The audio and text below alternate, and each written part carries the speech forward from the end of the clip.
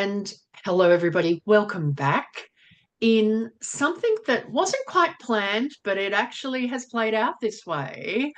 I am now coming back to you with yet another fabulous person that I worked with 9 years ago. So the last episode you would have heard with Anton de Wedger, I worked with Anton at Oricon.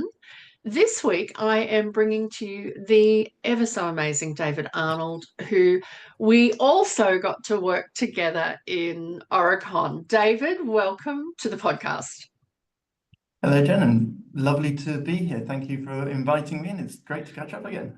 As you know, we've been trying to do this for some time. And when I spoke to Anton, I was like, right, I've got to get this, because it kind of took me back in time. And as I was preparing for this, David, I was kind of thinking, um, I don't think we often pay credit enough to organisations like Oricon, who set up such a permissive environment that a number of us have kind of done our best work there. And, so you end up having work colleagues where you know that you did amazing work with. And a lot of that, like if you think about the type of things that we could do as a change team, that was because of that permissiveness around creativity and innovation and making mistakes and trying things and being agile that Oricon was really good at. Yeah, absolutely. I listened to that episode with Anton. It's really fascinating, Yeah. and learning what he's doing now. Yeah, the atmosphere and the environment you work in is so important. And back in the day, for those who don't know, Oregon's a more corporate entity, and certainly we were able to take on huge challenges and try new things and see what worked and what didn't, and navigate our way through doing big implementations globally. Yeah.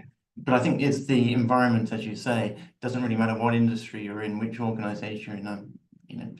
More in a community-based organization now, and the same environment and opportunity exists, even with high ambition to achieve things and create change and improvements, to be able to then say, but you can go about it in a way that is flexible, dynamic, and you're trusted, is really important. Yeah, yeah. I think when you've worked in it, you take it for granted, some perhaps, and it's only been sort of doing these reconnecting with both of you that have gone, actually, I do think that some of maybe the reason why I'm so passionate about agile change was because of the opportunities I was afforded in there. And, you could just do such good work and really enjoy it. Anyway, let us focus, because as I said, I'm a bit excited about this, so I need to bring it in. Take a breath, be calm. You did our Agile Change Leadership Certificate in 2021, I think. Were you? Yes, I think that was my lockdown hobby. Um, I actually thought, what can I use this period of isolation to do Yeah, constructively? I yeah, know I'll go away and learn something. And so yeah. I did the certification then. Yeah, fabulous. Now, you are known for working out loud on LinkedIn. So often you often share a lot of the really cool stuff that you've been doing. But I thought it would be really interesting to run a quick retrospective with you to say, hey, in the 4 years since you did the certificate, three questions. First question, what has really worked for you in terms of your change leadership capability, skills, way of thinking? Yeah, well, the last thing you said there, I think the way of thinking is what it's all about. And I mean, we're all in organizations, large and small. They may have their own preferred methodology. And there are numerous ones out there, and they will do their thing. But I think it's more about the skills that I have now to navigate what's in front of me and bring different elements of that out. And the capabilities I have and the tools that I use are much more flexible and dynamic to the situation that I see before me. It's not a case of step one, step two, step three, step four. It's, oh, these people need this now. What have I got? That tool, that part of the methodology, that capability, that strategy would work in this situation. So it's just having the mindset to go with that and see Yeah, what works and what doesn't. yeah, it's liberating, isn't it? What Yeah. then have you found really difficult in that time? Yeah, it's a good question, because if by nature, if some things are dynamic, you're not quite sure what to do next in some cases, and you're unsure how people will respond, there is no set step plan to follow. So Yeah. you're leaving that that support in that sense behind, and you're freestyling it a little bit. And that is a challenge if you rely on your traditional ways of working and think, well, that's how it has to be done, when the whole world and organizations these days are so overloaded with change and so dynamic, and it's so relentless, and probably the change team is small, and has a lot of work in their inbox, and thinking, well, what can I do right now to be the most use? So trying to keep up with the pace of changing environment, and then just being comfortable with, as I say, freestyling it almost, and leaving behind the huge, great detailed plans we all know and love from back in the day. So what I'm hearing there, what's worked really well for you and what has been the most difficult is kind of two sides of the same coin. The Yes. freestyling, the being flexible, the being in the moment Yeah. is what's worked for you, but it's still come at a cost. It's a challenge. Yeah. I mean, there's some obvious starting points. We all find out what the initial change is. What is the current state? What is the future state? How are we going to get there? It's the basic things we all start with. But along the way, who knows where that will take you, and what is the part of your preferred methodology, whichever it is, that you will use at any one time, or what tool or what skills will be useful in the moment. It's so there are things that I always do, and there are things that I always rely on, but within that, there's that opportunity just to, I guess, move around all the different frameworks and all the different capabilities and all the different strategies and tools that we have at our disposal, and think, right, what's going to be the most effective right now? Yeah. So what in that time has surprised you? What a good question. Surprised is sometimes how effective they are. Because, we all have self-doubt, and we're not quite sure how's this going to go sometimes, particularly if you're trying something new. And if you're taking on some of these agile tools and starting with a different mindset, you might not quite be confident in how this turns out. And then so often I'm pleasantly surprised by how it goes and the response I get from the people I'm engaging with, or who are participating, or the people who are reviewing the work. And I walk out of it and going, oh, that actually went really well.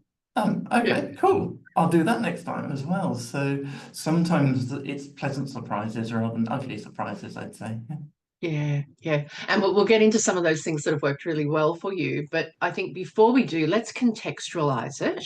You Yes. work in local government. Can you paint a Yes. picture for the audience around what is that like to do change in? How many change people do you have? Just what does your work environment look like in local government? Sure, absolutely. So yeah, local government, so very community facing, very values based, a lot of empathetic people under that organization, because that's the nature of the industry we're in. I guess when we think about local government, people might think, oh, yeah, things don't change that rapidly, things remain constant. The old stereotypes of a council worker come to the fore. Nothing could be further from the truth. Yes, I've worked in corporate, but I certainly work as hard, if not harder, in local government than I ever did there.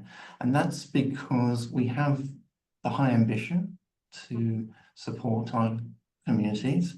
We have high ambition to keep evolving in our organization. But we also have limited resources, just by the nature of the industry.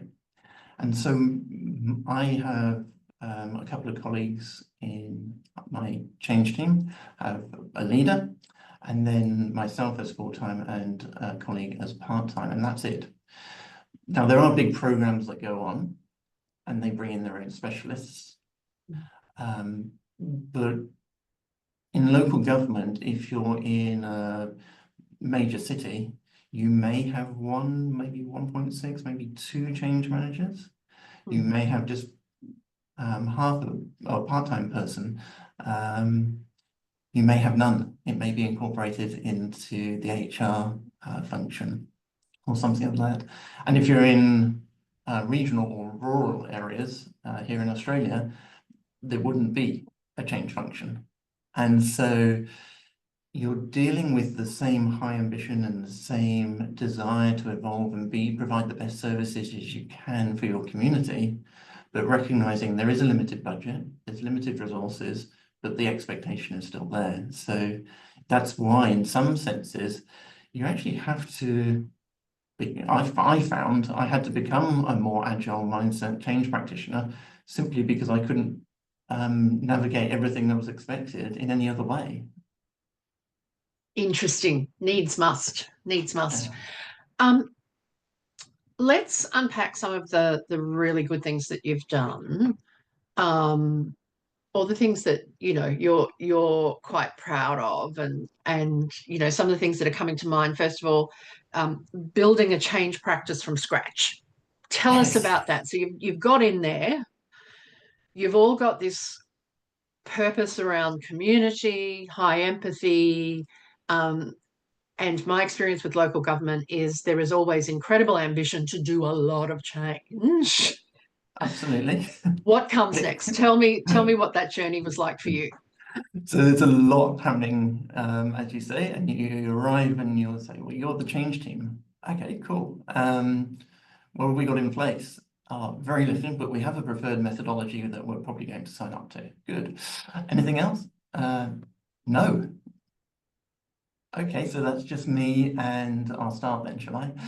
And so you literally open your laptop and think, well, where do I begin? And then you draw on your own experiences, and I'm fortunate to have the experience of working with you. And I must admit, those first few days I was thinking, what would Jen do here? But very quickly you start to build a picture of the organization, you get a sense of what's going on, and you get a sense of what could be helpful. And so I took the preferred methodology they had in place, thought, okay, great, there's something to build around. What can I do with this? Can I start introducing that to some projects that are just starting, so they start to see what the service is all about? How can I expand the change function throughout the organization if I'm just one person? And how can I articulate and bring visibility to the amount of change that is going on, and provide executive leaderships with a view of, hey, you've got all this ambition, you've got all this stuff going on, this is what the people are experiencing, how might we best support them? And from that, the conversation started to grow, and we were able to, as I say, work out our way of doing change and build upon that step by step. Can I jump back to that point you just made about how do you surface to leaders and explain? Can we get a bit more granular? Were there particular tools or practices that because that's a real common pain point for a lot of the audience. So I'm keen to hear how you did that at a practical level. So one of the things that I've learned through the certification and through working for you was the change radar. Yeah. And I thought, well, I need situational awareness for me of what's going on, but also I can bring that situational awareness to executive leadership. And I need it to be very visual, and I need it to be a picture they can look at and immediately grasp change. So imagine an airport radar, all the flights going on. And all I did was ask people to send me a list of all the changes that were going on. And it turned out that there wasn't really a central list at any one point before that. So suddenly we had visibility of what was happening, and I could plot that on a radar of all these little dots or big dots if they're major programs, Mm. and say, look, this is high, medium, or low complexity, Mm. and produce a visual representation split up between divisions or departments, so you could get a grasp of what the load was. And then, as well as situational awareness from the change team, what that brought was interesting conversations. Oh, those two projects might be related. We had no idea that was going on. Ah, okay, well, let's have that conversation. Why are there three rostering system program projects happening at the same time? And so you start to see those connections, you start to see those impacts, and obviously you delve a lot deeper, but that radar was just that situational awareness for everybody involved. What was going on? It was hard work, had to talk to a lot of people to put it together, but the effort was worth it. It's so effective, isn't it? Like I think that is one of the tools that is so effective. And I used it recently with another client, and that aha moment when, 30 people in the room start to see the visualization of actually this is what we've got going on. And Yeah, to your point, what are the interdependencies for the first time? absolutely. That's And so important. if you're alone in your change practice and you feel that there's a business case for more support in whichever form that takes, here's a visual representation. It starts to build a business case as well. Yeah, nice. So building on that, one of your standout successes has been the establishment of your change bees. Tell us the story of the change bees. I'm super curious about the name. Yes. And yeah, what happened from So this is start to where, where we are now? sure, so this is where you find me sitting alone with my laptop thinking I'm change support. Oh dear, I've got a lot to do. So how can I build capability across a whole organization and at the same time get change support out there to the people if I can't be in 12 places at once? And so we're all familiar with the term change champions or change agents, the influencers around the organization. And I thought, well, if I put a community of practice together and build that capability, I'm spreading that throughout the organization. I'm taking the skills out to directly supporting their peers. I'm providing professional development for people. And let's be honest, I don't have to be in 12 places at once. So that's kind of cool. So what we did was say, we're going to have that network, the Change Bees network. Where does the name come from? Well, Change Champions, Change Agent, we've all heard them. And I just found those names a little bit dull, just my personal. And then I was reading about how bees work in a hive and how they move around the garden and pollinate and come back to the hive, go back out again. And actually, if you look into the science of how that works, it's very similar to how a change agent or change champion network would operate. The key difference for ours was that we offered professional development for our participants. We got them a certification in change management and said, hey, this is for your development, this is for your resume, your LinkedIn, for your future career. You can apply this now in our organization. We're backing you to do that. I started with 12, asked them to apply. I looked for two things. Do they have an empathetic outlook on people? And can they influence and work with senior leaders and junior team members at the same time? And if they tick those two boxes, they were in, and I could teach them everything else about change. And it's grown now to be, I think we're 40 strong in an organization of 1,500. So the ratio between a certified change bee and the staff is really encouraging. And it was a brilliant way that we could build capability when we don't have the resources to have a team of 10 or a team of 20 or a team of 30 if you're a major organization. So it's been a huge success, and we've been doing it for 5 years. There's always a waiting list for it because people can see the benefit it brings and the opportunity it affords to the professional development. And it's a bit of fun. We have honey lollipops, and we lean into the hive, and you know, we've got badges on our lanyards that signify we're a change bee, and people can approach us. So we do lean into the theme. So my quick check of the calculator right then, for those watching the video and seeing me get distracted, with 1,500 people, you are 5 people off hitting your 3%. There you So go. the stat about 3% of if you have 3% in the organization that are knowledgeable and capable in change, you've reached the percentage that you need to influence the whole organization. Yeah, absolutely. And if you add that to the central practice I mentioned before, 2 or 3 people that we have here, Yep, well, then there you you're go. pretty much You've there, hit your right? 45. Yep. How cool. That is fantastic.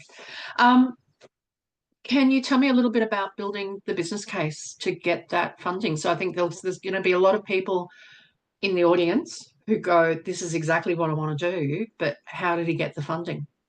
Yeah, What was the absolutely. conversation like?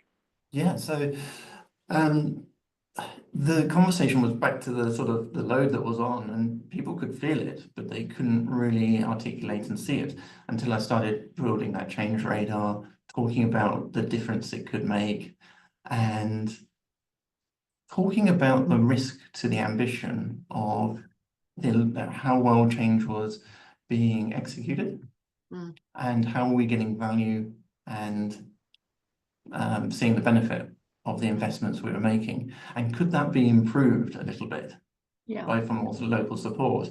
And if you do the maths as it's done, the cost of the certification, even if you multiply it by that amount of people, if you then compare that to employing 1 or 2 change managers, Okay. you get the same local support Clever. throughout your organization, or you just get 2 more very busy people for the same cost. Yeah. And suddenly that sort of pricked up a few ears going, oh, hang on, maybe we could give this a go. Yeah. But, you know, we spent 5 years getting to 40. We started with 12, and we said, let's just try it with 12, see how it works, and then build upon that. And when people were seeing the benefit of having it, and then even more major change came, well, do we need to get a few more change bees? Oh yeah, that's probably a good idea. And then you start to see that benefit even more. So iterative development of Absolutely. capabilities. So you do the first 12, get the results, use that to back up further investment. Yeah, and you know, the many of the first 12 bees are still there. They're still in the hive every month in our community practice. They're still contributing, and the leaders see that. And it's been extraordinarily successful. I think out of everyone who's been through the program, they've all given it a glowing review at the end. And Nice. so it does have a bit of a reputation as being a way of doing it. Yeah. Yep. And I love the story of the bees because again, you know, you'll be familiar. One of the things we teach in the Agile Mindset course is biomimicry. And how do we use biomimicry to think about things differently, which you've just provided the most beautiful example of biomimicry in action. So thank you for that.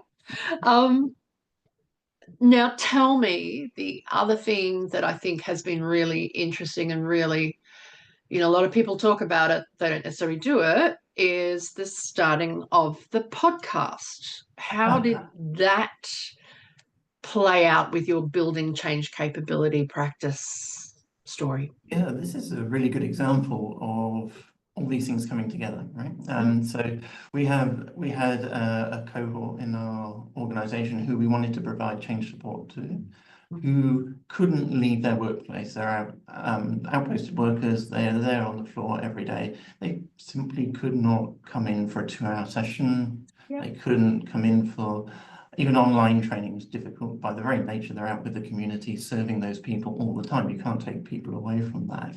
So the problem I had was, how do I provide change support if they're going through a major change with those restrictions in place? And so I actually took it to the change bees and said, look, here's my problem. So working out loud. Working out loud, yes, tick. I'm stuck. Bit of vulnerability. How do I do this? what are your ideas? And as I was talking, someone wrote in the chat, do it as a podcast. And I think my eyes must have gone as wide as saucers.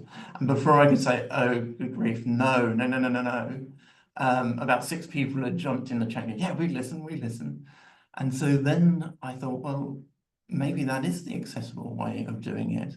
And the discussion with the bees went, well, if you did it as a podcast, we could listen to it when we're driving, we could walking the dog, doing the dishes. Mm. And so how then it became a case of how do you do a podcast? And talk about going back to a beginner's mindset. I was literally Googling how do you record a podcast? And then I thought, well, I can't really do it on my own. And the colleague of mine, or a business partner of mine, Frahm, and I have been working together off and on for many years. And we quite often had conversations in the cafe where we sort of went through everything we were experiencing. And I thought, well, what would happen if we just brought a tape recorder along? Or a tape recorder, that shows my age, doesn't it? A fully digital online recorder. And just put those conversations as a adapting to change program online. And what if we did 12 episodes about the Adapting to Change program that we would have done in the meeting room if they'd all had half a day to spare, and did 12 episodes and then dropped those episodes on milestones along the project timeline? What would happen? Turns out it was the birth of a podcast called Coffee with Fleur, where we literally sit in the cafe and talk about what's on our minds, all things change, well-being, positive psychology, neuroscience, all those kind of themes that we deal with every day.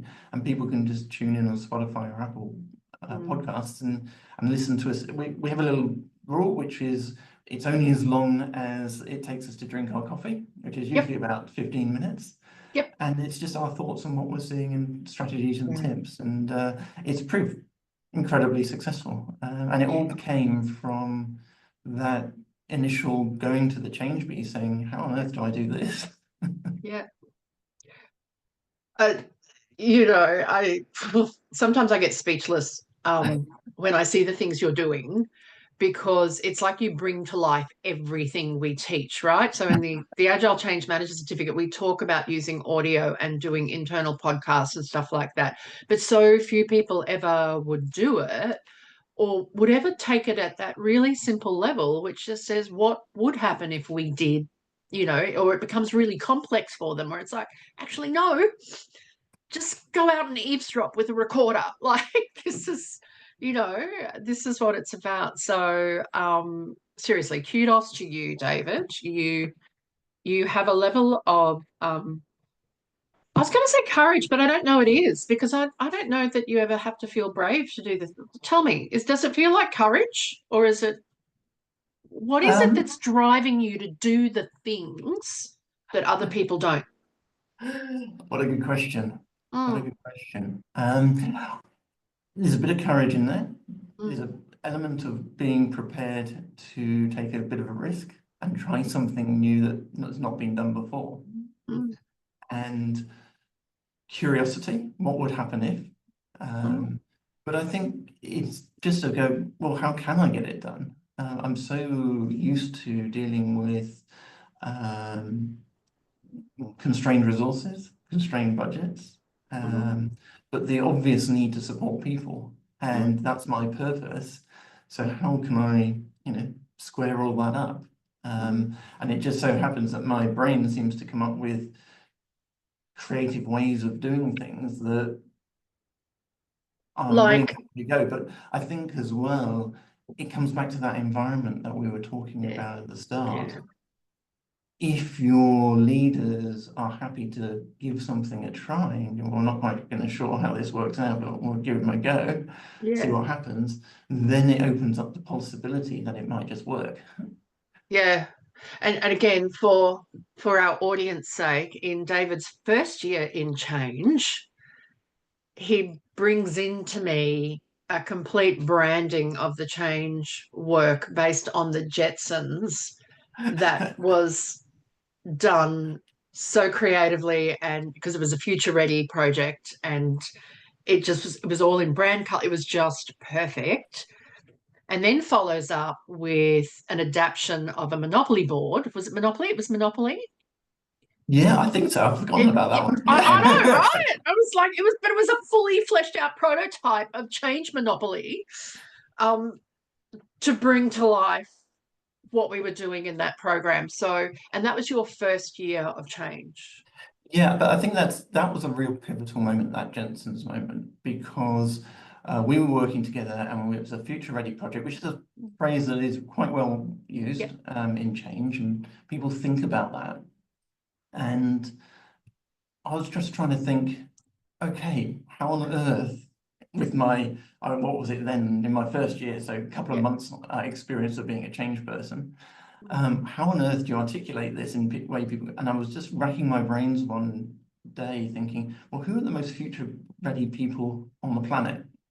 And somewhere out of thin air came the Jetsons.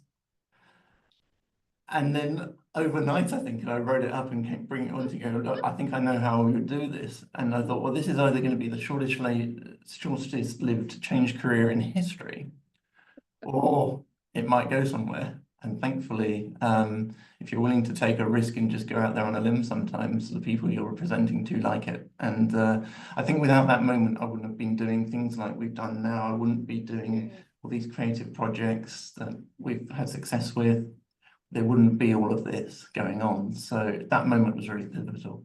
Yeah, I do think that one of your strengths is your, I'm going to call it pragmatic creativity, because you come up with creative ways of doing things that are doable as opposed to off the charts. No, don't be silly. Like, we can't do that, you know. Not that ever saying don't be silly would be a good thing, but that get immediately rejected is probably more to my point. The stuff that you come up with is pragmatic, and thoughtful. So, I think that's a Yeah. real strength that you bring to this space. Thank you. That's very generous of you. I think the other project that really stands out as an example of doing that is the Evolve Home and Land project we did, which was building a big organizational strategy out of cardboard, believe it or not. Yes. Tell me about that.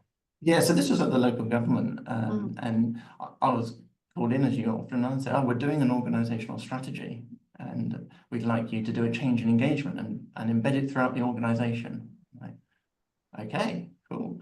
And I went away and thought about this, and then came back to the leaders involved and said, just quite one question.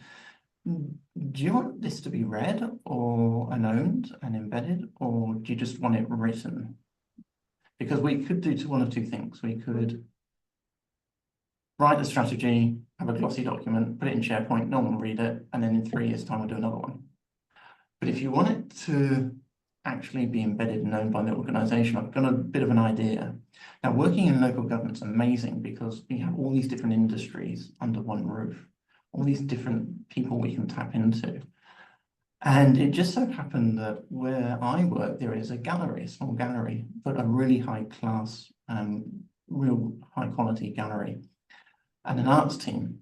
And they had an exhibition in there about from some world leading artists, and they were creating a future city out of cardboard for the community. And I thought, oh, I wonder what happens if I bring that inside, and that's our organizational strategy. So we worked with those artists and said, look, would you be able to do an extra project with this? Yes, we would. Excellent. We then said to our people, we would like you to imagine what our organization looks like in 5 years' time. And we've brought you a cardboard kit to build that vision. And this was all down during lockdown, so there's a little bit more time on our hands, and we were able to look at it as a well-being project from that part as well, a connecting project. And we said to them, what does the future of this organization look in 5 years' time? Build it. And that was our engagement session. We never knew what would happen next. But what we found was people started building, whether it was a building with renewable energy, a lot of wind farms, a lot of schools, a lot of meeting places, and being really invested in their model. Mm. They then sent the models back in. We put them into an artistic installation, filled the ground floor lobby of our building. And as this thing grew, it became the visual representation of an organizational strategy. At the end of each engagement session, we asked people to fill out a simple form of what have you built, why have you built it? Mm-hmm. Sent that off to the people writing the organizational strategy, so they had real-time input from their people on what to put into their strategy. How does this all play out? Well, of course, you've got a great big cardboard city. It draws a lot of attention. People walk past it every day. People now want to get involved in it. But when we went to launch the organization strategy, we simply went around and said, do you remember those buildings you built? That line here reflects your building that you put into cardboard.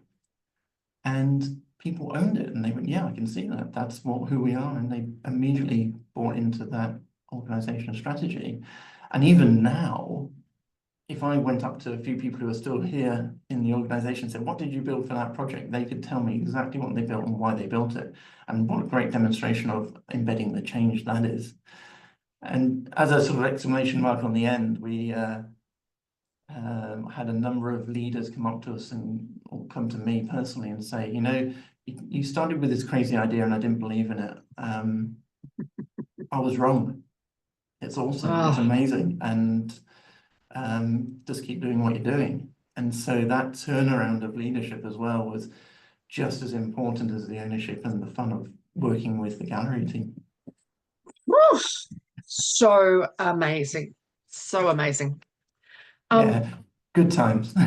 Oh, and look, I know you've got links to that, which I'll of course put in the show notes, so Yeah. people can follow up that more, because I just think it's such an extraordinary example. Last question for you. On a personal level, I would describe you as a lifelong learner, right? So I'm kind of curious about your thinking about learning, the courses you've done, the certificates, the diplomas, what they've been, what value do they bring to you? What is your thinking around how do I choose what I do in a formal learning perspective? And that was a very Yeah. messy question. I hope No, I that. know exactly where you're going, because it's been a very messy history of my learning, to be honest with you. It reflects that. I mean, who knew when I was at school I was never a lifelong learner, far from it. But in my career, I guess I realized that if I was going to start wanting to do this work, then I better know what I was talking about. And that started through projects and then morphed into change. And I guess it's that, well, I've got to figure out what this thing is that I would like to learn more about and then do those certificates. It's just then got to the point where I realized that if I'm going to be a more well-rounded change professional, I really have to understand people. And so I've done a few certifications on change and thought, well, right, I think I've got that down now. I understand what it is. But then there was the realization of looking at peers in the industry that, oh, hang on, I don't really understand people from psychology and well-being perspective. I better learn about that. And so that windy road led me into a couple of years of looking at that. And it really came because a number of people kept saying to me, oh, you're like the organizational psychologist. You listen and you're empathetic. And enough people said that to me that I thought, well, if that's what you want me to be, then I will be. Not quite taking it as far as being a psychologist, but certainly did positive psychology certifications, well-being practitioner certifications.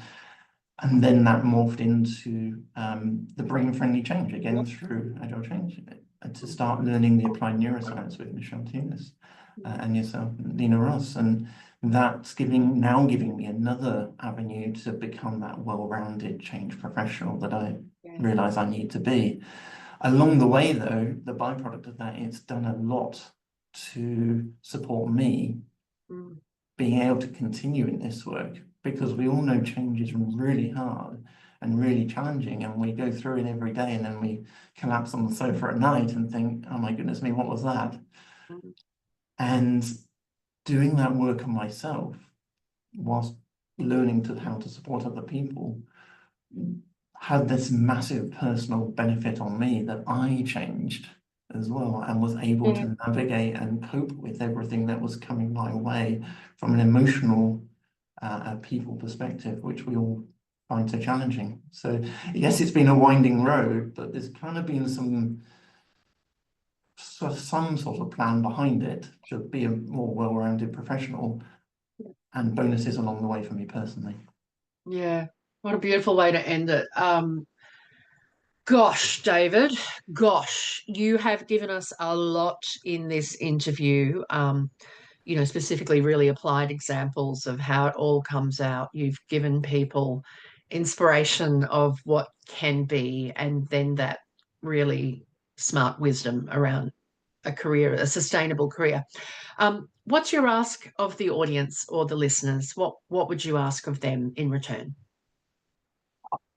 Well, I think the main thing for listeners and viewers to consider is that, I guess I've got some stories there and they're related, and you can have a go. And if you embrace and just take that little bit of risk or just try something new, you never know what might happen. It might actually work. And so just being open, thinking of different ways to support people, and making sure that what we do is caring and empathetic and values driven and is not overloading people. Mm. Now, we mentioned the podcast, we talk about that. Yes, there's a LinkedIn, you can see what we're doing there. But I think every individual can probably just take a moment and pause and think, okay, what is the best way? What do our people need right now? And then maybe just have the courage to try something a little bit out there, see what's possible, and just have that open mindset, because it can take you a long way. Fabulous. David Arnold, thank you so much for joining us on the Conversations of Agile Change. Thank you so much, and lovely to catch up, and lovely to chat about all these things. Thank you so much.